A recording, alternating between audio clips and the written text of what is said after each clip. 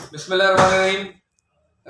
بڑی مہربانی عارف بھائی آپ کی۔ میں آج آپ کے حوالے سے ہمارے جتنے بھی سندھ کے معزز استاد صاحبان ہیں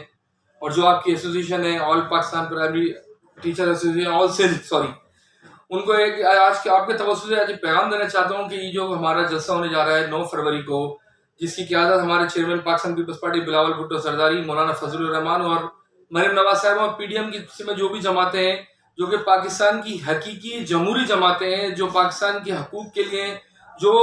اس نیازی حکومت نے حال کیا ہے، مہنگائی کی صورت میں ہو،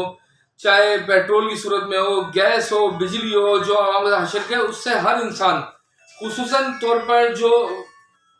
سیلری لینے والا انسان ہے یا جو نیچے طبقے کے لوگ ہیں جو متوسط طبقے تعلق رکھتے ہیں وہ بہت زیادہ متاثر ہوئے ہیں۔ تو یہ جلسہ ہے ہمارا، یہ پیپلز پارٹی کے جلسہ نہیں ہے، یہ ایک عام عوام کے لیے جلسہ ہے۔ تو میری آپ سب دوستوں سے اور ہمارے معزز استاد صاحبان سے، کیونکہ استاد وہ ہیں جو ہمیں بچوں کو ہمارے سکھاتے ہیں، گھر گھر